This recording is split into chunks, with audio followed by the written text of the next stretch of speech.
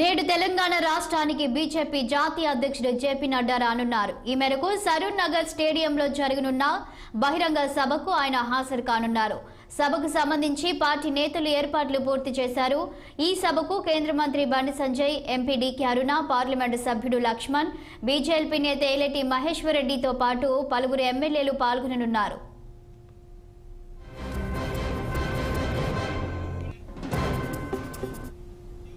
ఇక సభకు సంబంధించిన మరింత సమాచారం మా సీనియర్ కరెస్పాండెంట్ శ్రీనివాస్ అందిస్తారు. గుడ్ మార్నింగ్ శ్రీనివాస్, చెప్పండి. ఇక ఈ రోజు తెలంగాణ రాష్ట్రానికి బీజేపీ జాతీయ అధ్యక్షుడు జేపీ నడ్డా వస్తున్న నేపథ్యంలో అప్డేట్స్ ఏంటి? Good morning Shalini. ఈ రోజు బీజేపీ ఏదైతే సరూర్ నగర్ లో సభను తలపెట్టింది.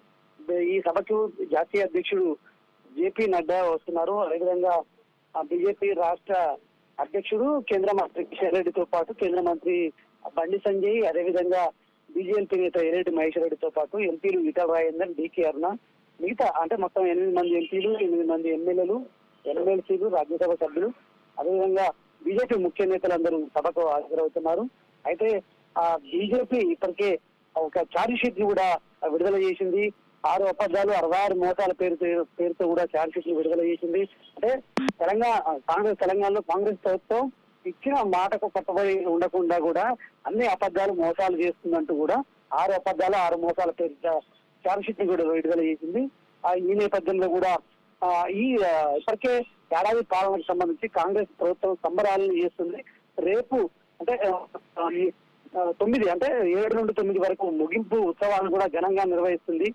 అయితే ఈ నేపథ్యంలో కూడా రేపు ముగింపు ఉత్సవాలు ఉండగా ఈ రోజు బీజేపీ సభ నిర్వహించడం అనేది ప్రాధాన్యత సంతరించుకుంది. అయితే కాంగ్రెస్ ఏడాది పాలనకు సంబంధించి చేస్తున్న ఉత్సవాలకు కౌంటర్ గానే ఈ సభ నిర్వహిస్తున్నారని చెప్పొచ్చు. ఈ క్రమంలో కూడా ఇప్పటికే తెలంగాణలో బీజేపీ బలపడుతుంది. అదేవిధంగా ప్రత్యామ్నాయంగా బీజేపీ అని కూడా చెప్పడానికి కోసం కూడా ఈ సభని తెలంగాణలో ఏర్పాటు చేస్తున్నారని చెప్పొచ్చు. అదేవిధంగా తెలంగాణ వ్యాప్తంగా ఉన్న బీజేపీ శ్రేణులు పెద్ద మొత్తంలో హాజరవుతున్నారు. ఇప్పటికే కూడా అన్ని జిల్లాల్లో కూడా సమాచారం అందించారు. ఈ రోజు మధ్యాహ్నం 3 గంటలకి ఈ సభ జరుగుతుంది సరూర్ నగర్ స్టేడియంలో. ఈ సభకి జాతీయ అధ్యక్షుడు జేపీ నడ్డా హాజరై ప్రసంగిస్తారని చెప్పొచ్చు. ఈ కాంగ్రెస్ ఏడాది పాలనపై కూడా ఇచ్చిన మోసాలు అంటే గత 10 నెలల నుంచి కూడా ఏ ఒక్క హామీ కూడా నెరవేర్చలేదు, ప్రజలను మోసం చేసిందని కూడా ప్రధానంగా కూడా బీజేపీ ఆరోపిస్తుంది. ఇది రుణమాఫీ కావచ్చు, ఇతర అంశాలు కావచ్చు.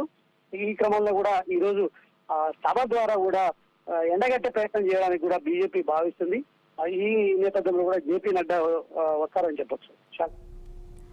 Thank you Srinivas.